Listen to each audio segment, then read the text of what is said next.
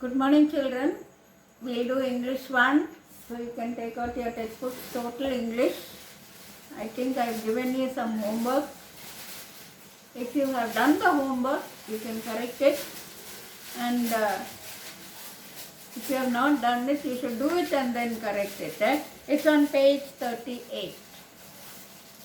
The example is given there. I'll take the job so long as the salary is good. The answer is given for that. I will not take the job unless the salary is good. Then the second sentence. Our teachers never let us leave the school. Begin we were. We were never allowed to leave the school by our teachers. Second, it was silly of you to speak to your manager like that.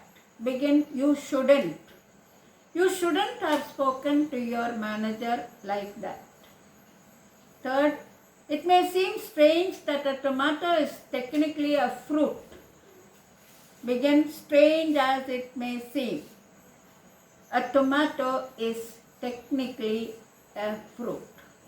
Fourth one, we considered briefly the long-term solution to the problem. We write beginning the long term. The long-term solution to the problem was considered briefly. Not everyone in this room is stupid. Begin some. Some of the people in this room are clever. The sky was clear, but we never went for a picnic. Begin in spite. In spite of the sky being clear, we never went for a picnic. The ladder did not fall on him, so he was not injured. Begin if. If the ladder had fallen on him, he would have been injured. Eighth sentence. I fell on a patch of gravel and broke my glasses. My glasses broke when I fell on a patch of gravel. Ninth one.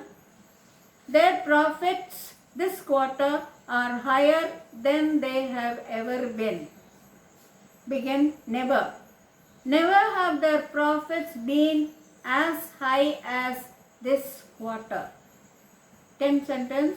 The architect said to the client, do you plan to have a housewarming ceremony? Begin the architect asked the client if he planned to have a housewarming ceremony.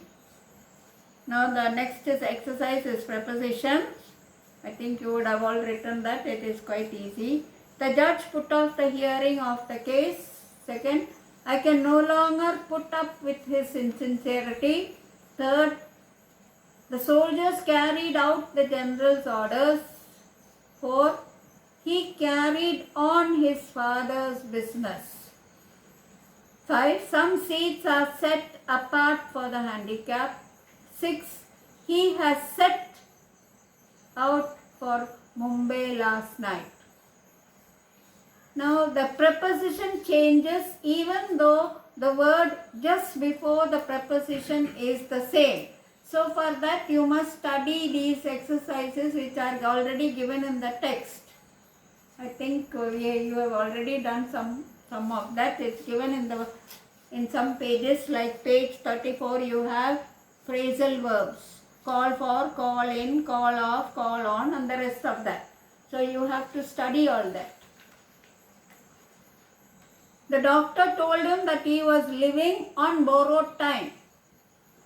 That is, he can expect death any moment. We just cannot continue to live within our means. 9. This is the message that we want to get across to the public. 10. He was lucky to get away with a small fine. Now the next one. The first blank is made. Second depends. Third nurtured. 4 revere. R-E-V-E-R-E. 5 acknowledging. 6 nourished. 7 undergone. 8 gave. 9 exhausting. 10 replenished. Replenished means fill again. Now you have a passage there, And the passage is on page 40. Miss Martha Meacham had a little bakery on the corner. She was 40. Her bank book showed a credit of $2,000 and she possessed 2 false teeth and a sympathetic heart. So, the first question there, what kind of a person was Miss Martha? Page 42. Here in this first paragraph you have. She was 40, she had a sympathetic heart. She was kind. She understood the suffering of others and felt for the suffering, felt with them. 2 or 3 times a week a customer came in whom she began to take an interest. The next question you are asked, describe the customer. So you have it in this paragraph. 2 or 3 times a week a customer came in whom she began to take an interest. He was a middle-aged man wearing spectacles and a brown beard trimmed to a careful point. Trimmed to a careful point means the beard had a pointed edge. Point is tapered towards the end. He spoke English with a strong German accent. So he is a German. His clothes were worn and darned in places and wrinkled and baggy in others. So his clothes were not new, it was actually old and stitched in places. But he looked neat and had very good manners. He always bought 2 loaves of stale bread. Never did he call for anything but stale bread. She had a bakery which was doing very well. She had a credit of $2,000, but this poor man, he bought only 2 stale bread. He bought only 2 loaves of stale bread. Once Miss Martha saw a red and brown stain on his fingers. She was sure then that he was an artist and very poor because his clothes were torn and darned. Darned means stitched. Often when she sat down to her light rolls is a kind of snacks like with kind of bun like with butter or jam inside. She would sigh, she would feel sad for that gentleman who bought only stale bread from her shop and wish that the gentle-mannered artist might share her tasty meal. She wanted to give some rolls to him, but he asked only for stale bread. Instead of eating his dry crust in that draughty attic. Draughty means cold and windy. Often now when he came, he would chat for a while across the showcase. He seemed to crave Miss Martha's cheerful words. He liked to converse with her and he longed to hear Miss Martha's cheerful talk. Her heart ached. She was very sympathetic, so she wanted to give him something more than stale bread. She thought the stale bread was for him to eat. Her heart ached to add something good to eat to his meager purchase. Meager, very small purchase, the 2 stale loaves of bread. But her courage failed in the act. She was frightened to ask him if she wanted something else, if he wanted something better than stale bread. She did not dare affront him. She thought she would offend him by asking him. She knew the pride of artists. That is, pride means self-satisfaction, overconfidence, boasting about your achievements. One day the customer came in as usual and called for his stale loaves. He came one day. While Miss Martha was reaching for them, there was a great tooting and clanging and a fire engine came lumbering past. On the road, a fire engine came and this customer went out of the bakery to see what was happening. The customer, that is the old man, the customer hurried to the door to look. Miss Martha seized the opportunity. She took the chance. With a bread knife, she inserted a generous quantity of butter on each of the stale loaves and packed them. He didn't ask for it, and without his knowing, she put a lot of butter on the 2 loaves of stale bread. Generous quantity means plenty of butter. For a long time that day, her mind dwelt on the subject. She's thinking, what would have happened when the man began to eat his stale bread? She imagined the scene when he should discover her little deception trick, that is putting the butter on the loaves of bread. Then all of a sudden, the front door bell janged viciously, loud knocking, angry knocking on the door. Suddenly, Miss Martha hurried to the front. Two men were there. One was a young man and the other was her artist friend. That is the man who usually bought the stale loaves of bread. Her face was very red. His face was very red. He was angry. We say red with anger, green with jealousy. Some colors apply to some feelings. His face was very red and he clenched his two fists. He shook his two fists at her very angrily. The word given in the text is ferociously, with lot of anger, at Miss Martha. What did she do? She did only a kind thing. She gave him some butter with the stale loaves of bread. Come on, he said, you have spoilt me. He gets angry. This man, middle-aged man, so not old man, middle-aged man. You have spoilt me, he cried. His blue eyes blazing behind his spectacles, blazing, looking very angrily at her. Come on, he said, you've said enough. You have spoilt me, he cried, his blue eyes blazing behind his spectacles. I will tell you, you are a meddlesome old cat. That is German accent. You have been a meddlesome old cat. You interfered in my affairs. You did something which I didn't tell you to do. He's hinting at her putting butter on the stale loaves of bread. And she doesn't understand. She doesn't know what has happened. Come on, he said, you've said enough. Then the young man drags him away. He said, you have said enough. Come on, he said, you have said enough. The young man dragged the angry one out of the door to the sidewalk and then came back.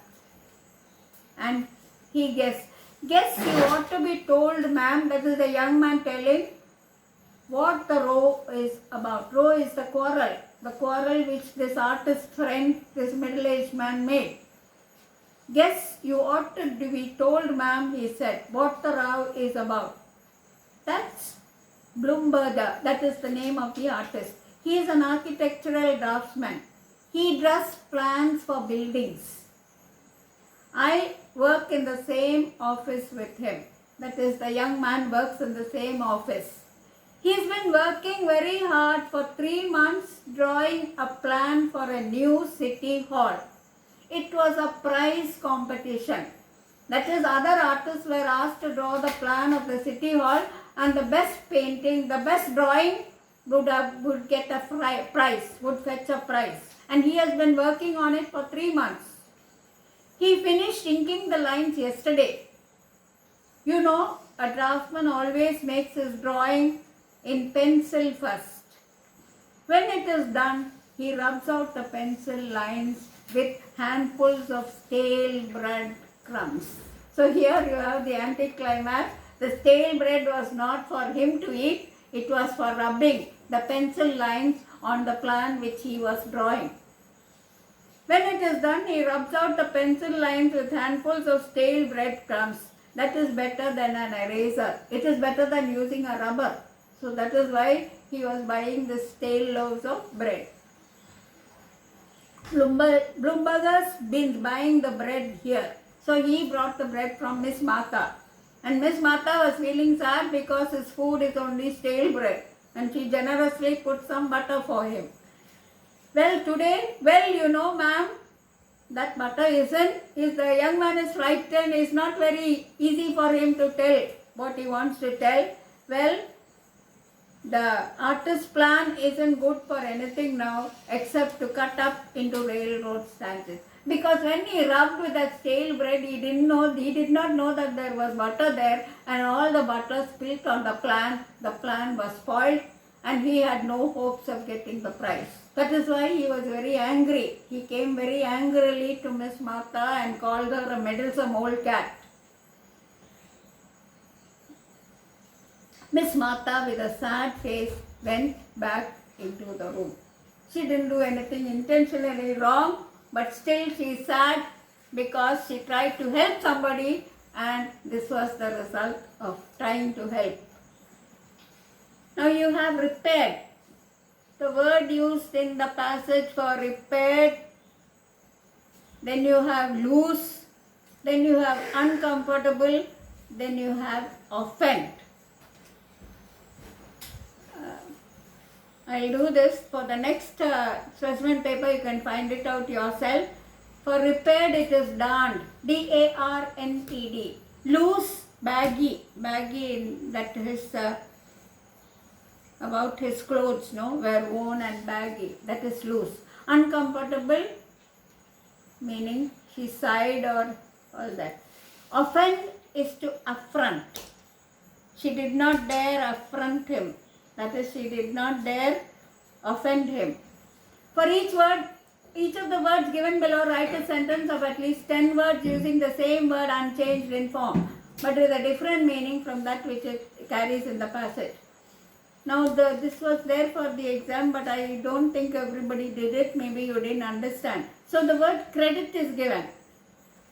Credit in the passage, used in the passage is she had credit in the bank, means her bank balance or the money in the bank was enough. She had $2,000. So another meaning is praise. The man deserved credit for saving the child from drowning. So credit used in another meaning. Point. Point here is used as that is a sharply tapering to the end, a point. Now here is another meaning. The point of this exercise is to strengthen the leg muscles. That is the aim of doing this exercise. The point of this exercise is to strengthen the leg muscles. Then you have rolls. Rolls is food or snacks in the passage. We find rolls of brown paper in the stationery shop. Another meaning, rolls of paper. Then you have pride. Pride is self-satisfaction, being satisfied. Then you can, pride is collective noun for lions. I saw a pride of lions resting under a huge tree. That is how you must use it. Then you have questions and answers. You have the unseen, the Prezi, 100 words. You should do that. Now for the next class, you should do specimen paper 3.